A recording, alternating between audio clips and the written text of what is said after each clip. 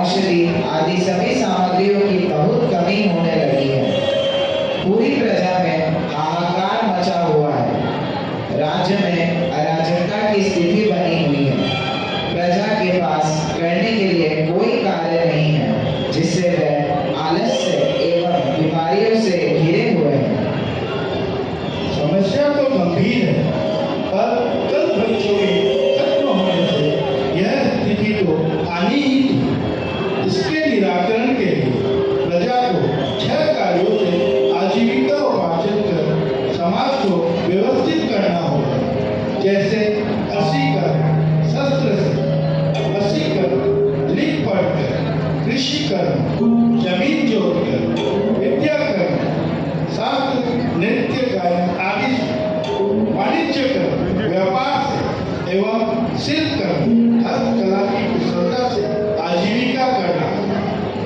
अपनी अपनी योग्यता अनुसार प्रजाजन इन कार्यों को कर अपनी समस्या सुलझा सकते हैं। महाराज की जय हो, महाराज की जय हो।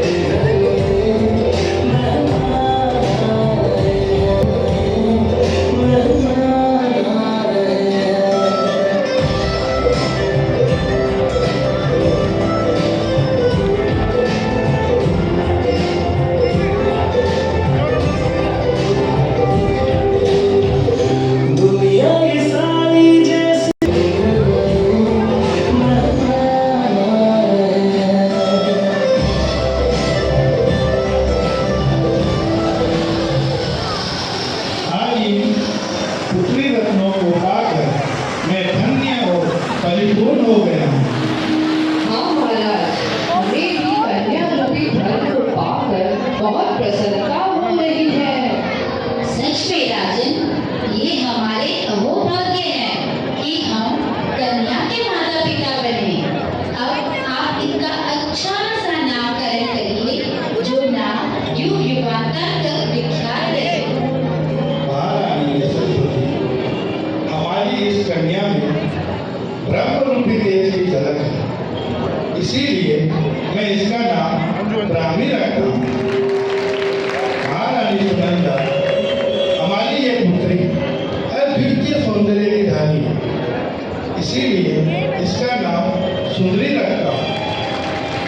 ये दोनों कन्याएं अपने जीवन को धन्य करें और स्त्रियों के लिए प्रेरणा बने।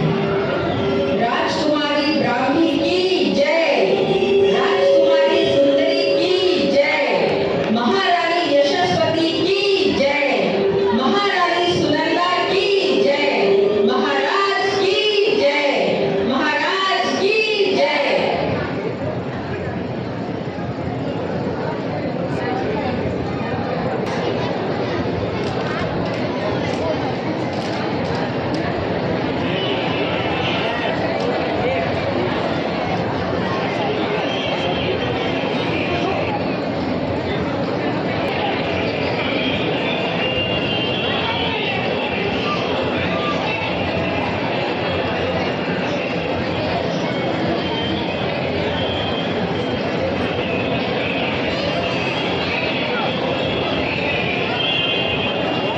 प्रणाम पिताश्री। यशस्विनी भव। आओ पुत्रियों, मैं तुम दोनों की ही प्रतीक्षा कर रहा था। पिताश्री, आज हमें आपके साथ खेलना है। हाँ हाँ, चलिए ना पिताश्री, बगीचे में चलकर कुछ खेल खेलते हैं। पुत्रियों, आज हम यहीं पर कुछ नया करेंगे। वह क्या पिताश्री? जल्दी बताइए ना।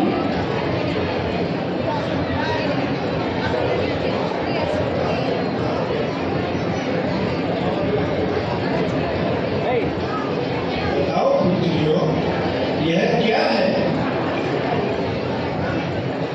यह तो इंद्रधनुष है ना पिताश्री? हाँ पिताश्री, यह तो इंद्रधनुष है ना। बिल्कुल सही। रानी पुत्री, तुम मुझे इस इंद्रधनुष में जो रंग है उनके नाम लिख कर बताओ। और सुंदरी पुत्री, तुम इसमें कितने रंग हैं वह गिन कर लिखो। पिताश्री, रंग के नाम तो पता है, पर लिखना कैसे है? हाँ पिताश्री, इसमें 7 रंग हैं, पर लिखना तो हमने कभी सीखा ही नहीं। अरे हाँ, यह तो सही बात कही तुमने। लिखने की परंपरा तो अभी शुरू ही नहीं हुई है। चलो, मैं तुम्हें लिखना सिखाता हूँ। परंतु पिताश्री, हमें लिखना क्यों सीखना है? हाँ पिताश्री, हम बोलकर भी तो बता सकते हैं। नहीं पुत्रियों, धीरे धीरे इस संसार के लोगों की याद रखने की शक्ति कम हो जाएगी। यदि ज्ञान को लिखकर सुरक्षित नहीं रखा गया तो ज्ञान का लोप हो जाएगा। इसलिए तुम लिखना सीखो और अपने अक्षर और अंक ज्ञान को सभी तक पहुंचाओ, ताकि सारे ज्ञान को लिखकर सुरक्षित रखा जा सके और आने वाले युगों तक पहुंचाया जा सके। जो आज्ञा पिताश्री। जो आज्ञा पिताश्री। हे पुत्रियों, तुम दोनों के शील और विनय गुण अनुपम हैं। जब तुम विद्या से विभूषित हो जाओगे तो तुम दोनों का जन्म सफल हो जाएगा। विद्यावती स्त्री ही सर्वश्रेष्ठ पद को प्राप्त होगी। विद्या ही सभी मनोरथों को पूर्ण करने वाली है, कल्याणकारी है। इसलिए हे पुत्रों, तुम दोनों विद्या ग्रहण करो। हाँ पिताश्री, आपने कितना उचित कहा है। हमें आशीर्वाद देकर योग्य बनाइए। आप हमें विद्या प्रदान करें और हमें उसमें पारंगत होने का आशीष दें।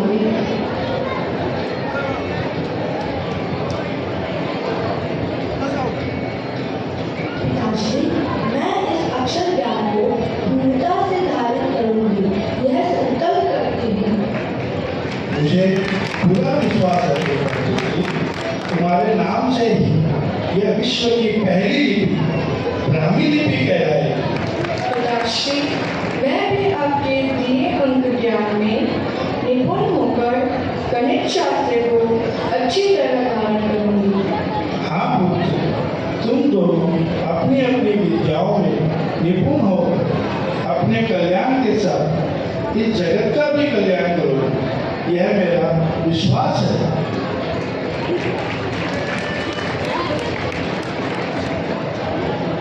जय हो।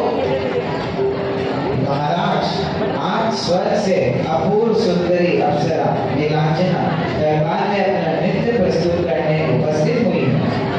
आपकी अनुमति हो तो नृत्य का आरंभ कराया जाए। अवश्य महामंत्री जी।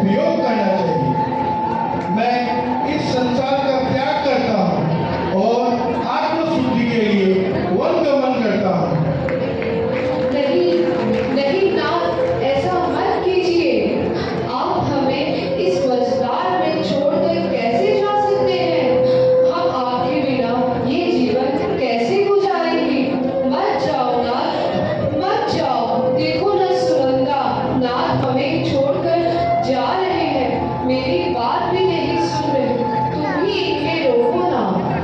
हाँ प्रभु, हमें अनाथ करके यूं मत जाइए। इस पहाड़ से जीवन यात्रा को हम अकेले कैसे काटेंगे?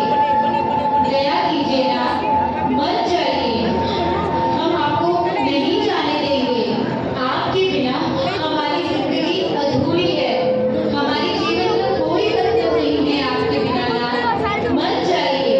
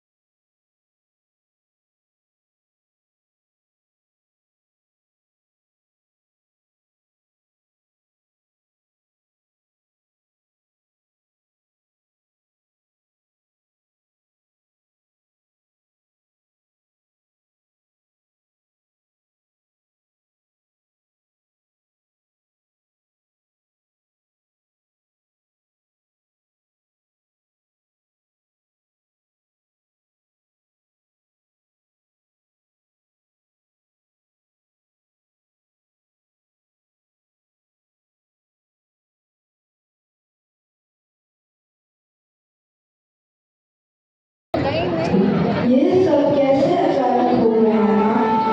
हाँ बहन भाई, कैसे निरंजना की क्षण मात्र में मृत्यु से पिताश्री को वैराग्य हो गया और वे दीक्षा लेने वन को चले गए। जो महाराज थे, हमारे पिता थे, वे कैसे सब कुछ त्याग कर दिगंबर साधु हो गए।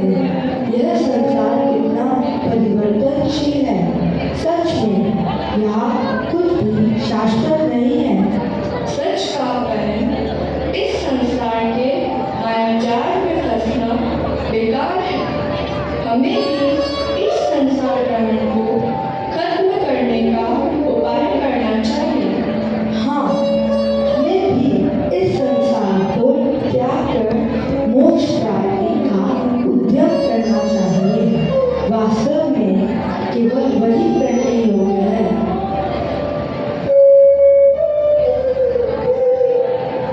राजकुमारियों की जय हो। समाचार मिला है कि ऋषभनाथ जी को केवल ज्ञान प्राप्त हो गया है और उनका समव शरण लगा है। महारानियों ने आपको चलने को कहा है। हाँ हम अवश्य ही जाएंगे। हाँ, भगवान का दर्शन कर उनकी दिव्य ध्वनि सुनेंगे। चलो, शीघ्र चलो बहन। भगवान के वचन, क्या आप जानते थे भगवान आदिनाथ की उम्र कितनी थी? 84 लाख वर्ष पूर्व। और क्या आप बता सकते हैं कि भगवान आदिनाथ का समव शरण कितना लंबा था? कितने काल तक चला उनका समव शरण? भगवान आदिनाथ का समव शरण पूरे 90,000 वर्षों तक चला। इसी समव शरण में दोनों बहनें आती रही और उचित समय आने पर देखिए उनके क्या भाव बनते हैं। क्या वे दीक्षा लेती हैं या नहीं लेती हैं?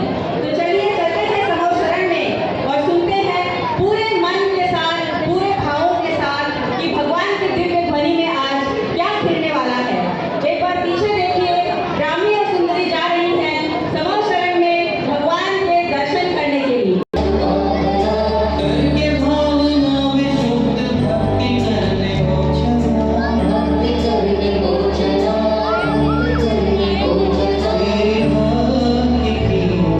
शांति से मुझको ये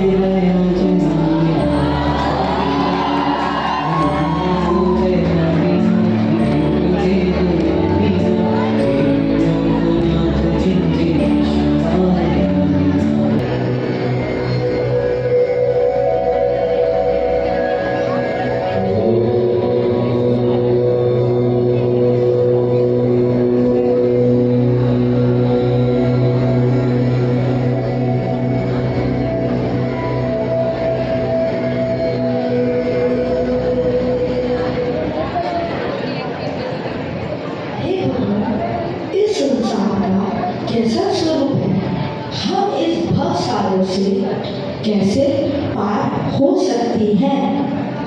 यह संसार दुखमय है, चारों गतियों में परिभ्रमण स्वरूप है।